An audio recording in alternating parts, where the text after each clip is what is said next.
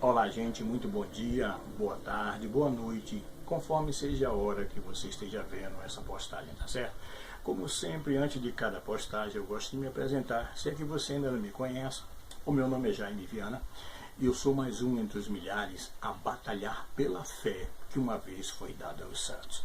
Olha, nos dias de hoje, são dias de carnaval, para muitos uma festa, né, uma alegria constante. E eu não poderia deixar passar em branco, com uma certa preocupação, analisando conforme e fazendo uma comparação com o que a Bíblia nos diz e a Bíblia nos fala a respeito de festas como essa. Bom, como já disse, Vale da Carne, né?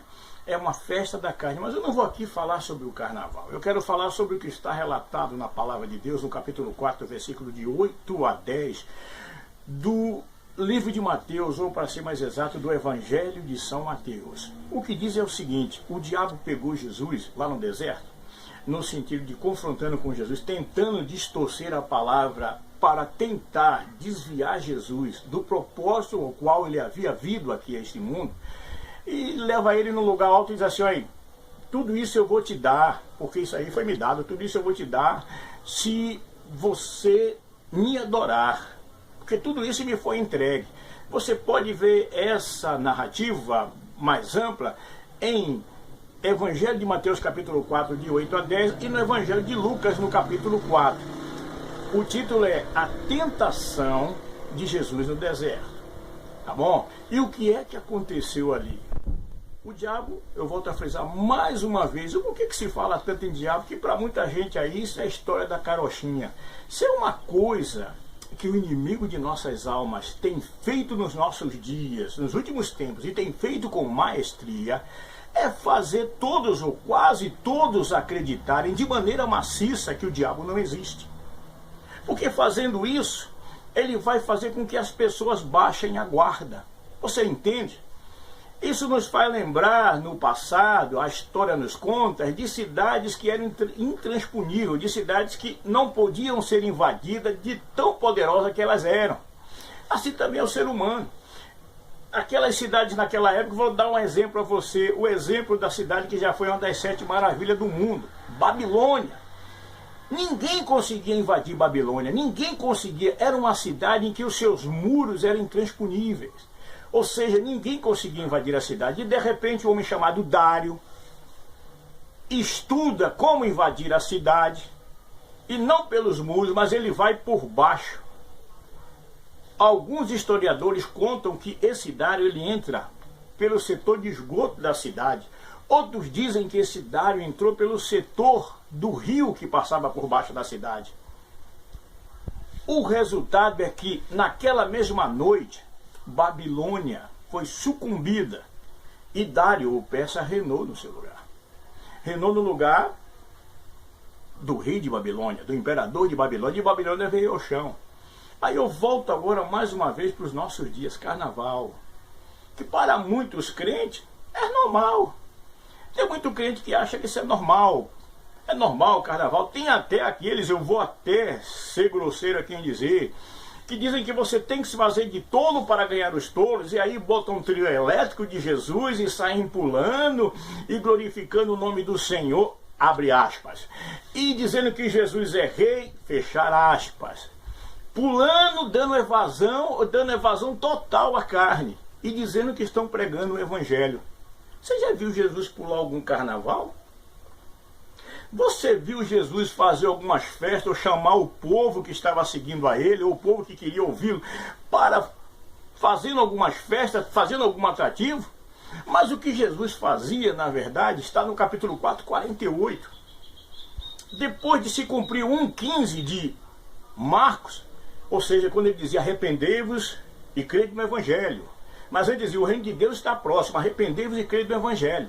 Você está conseguindo me acompanhar? Eu estou preocupado com isso. Muito crente pulando carnaval, tem muitos que se dizem e professam a fé em Jesus, depois esperam que na quarta-feira alguém coloque uma cinza sobre a sua cabeça, para dizer que ele está perdoado, que está tudo bem, que isso é normal, que ele é humano e que ele pode fazer isso aí, porque Deus conhece o coração dele, que Deus quer o coração. Muitos falam até dessa maneira. Eu quero dizer uma coisa para você, Deus não é açougueiro não, meu.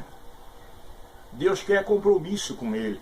E ele mostrou isso quando um dia ele mostrou a sua vontade, enviando o seu Filho Jesus Cristo para vencer a Satanás na cruz do Calvário, aleluia, para buscar e salvar o que se havia perdido, para mostrar ao homem que havia uma esperança, e essa esperança foi decretada quando Jesus ressuscitou ao terceiro dia. E me disse, é-me dado todo o poder no céu e na terra, aleluia. Gente, eu fico preocupado com isso. Tem muita gente se dizendo de Deus, eu não vou no carnaval, mas de noite chega em casa, liga a televisão para ver o carnaval. O que é isso? É como aquele povo lá no deserto, saíram do Egito, mas o Egito não havia saído de dentro deles. Deixa essas coisas no mundo, irmãos. Vamos esperar, porque isso vai passar, carnaval vai passar, é a festa da carne. É como uma irmã certa vez me disse, quando eu cheguei logo aqui em Curitiba, há muitos anos atrás, e uma irmã me disse o seguinte, que ela teve uma visão, e nessa visão ela via o inimigo de nossas almas vestido com majestade. E o anjo perguntava para ele, aonde é que você está indo, Satanás? Ele disse, eu vou reinar esses dias, porque esses dias a terra é minha. Você está entendendo? Aí volta aquilo que eu falei no capítulo 4 do Evangelho de Mateus, 4 de 8 a 10. Porque Jesus responde para o próprio diabo ali no deserto, vai-te embora, Satanás, porque também está escrito, só ao Senhor adorarás e só a Ele servirás. Aleluia. Se você tem um propósito, como eu tenho, de adorar a Deus, de seguir a sua palavra, de andar na sua presença, de andar em santidade, de se preparar para um dia morar na glória com o Senhor, é necessário deixar as coisas velhas para trás. Você é uma nova criatura, você é um lavado, um remido, um cidadão dos céus, um ex-pecador, mas agora um pecador lavado e remido pelo sangue de Jesus Cristo. Então vamos abrir os nossos olhos, para que não aconteça, como a Bíblia nos dá de exemplo, lá no capítulo 17, versículo 6, que um homem chamado Mica havia feito um ídolo e havia colocado na sua casa e estava chamando um homem que se dizia homem de Deus, um levita, para que fosse o sacerdote diante daquele seu ídolo que ele havia criado. E aquele homem aceitou. E nos diz o versículo 8 do capítulo 17 de Juízes, e naquela época não existia Deus e não existia rei em Israel. É como se dissesse hoje, parece que as pessoas esqueceram de ter o temor da palavra, de olhar na palavra, de andar na palavra, de glorificar a Deus, de buscar, de exaltá-lo, porque o mundo jaz no maligno, minha gente. Enquanto tem muito aí que tem a palavra na mão que deveria estar ensinando ao povo, mas não importa, o povo pode fazer à vontade, pode brincar, pode beber, pode pular, pode glorificar a Deus, pode inventar maneira com trio elétrico, pode inventar maneira com um bloco carnavalesco de Jesus, aleluia. Eu acho que o diabo, quando olha para isso, dá risada. Porque se a palavra de Deus nos diz que as nossas armas não são carnais, mas são espirituais e poderosas em Deus, irmãos.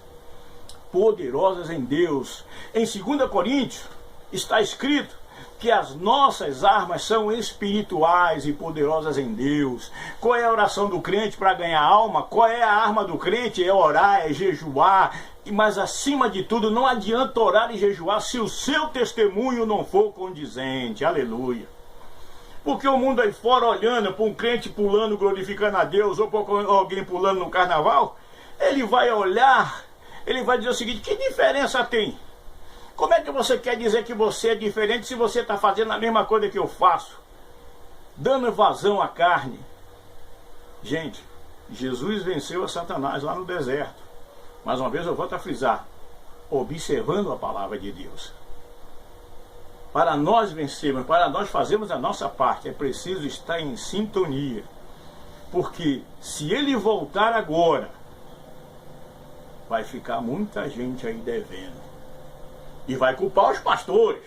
Oh, pastor, por que você não me ensinou isso? E aí a Bíblia diz que Deus não vai levar enquanto o tempo de ignorância, mas anuncia agora a todos os homens, está lá em Atos 17, 30, 31, que se arrependam, porquanto um dia ele há de julgar o mundo. Oh, meu Pai, misericórdia! E se vai julgar, imagine Deus julgando a sua igreja. Por isso eu digo a você, o tempo é agora. Deixe o carnaval de lado, deixe esse mundo de lado e procure seguir firme como cidadão dos céus, porque a nossa salvação hoje está mais próxima do que quando um dia nós aceitamos a fé. É em nome de Jesus Cristo que o Senhor conceda a você entendimento e despertamento, para que você seja mais um que possa dizer quando o Senhor chamar e as trombetas tocarem na glória e tocarem no alto, lá no céu: eis-me aqui, Senhor, teu servo ouve. Aleluia. Muito obrigado mesmo, obrigado.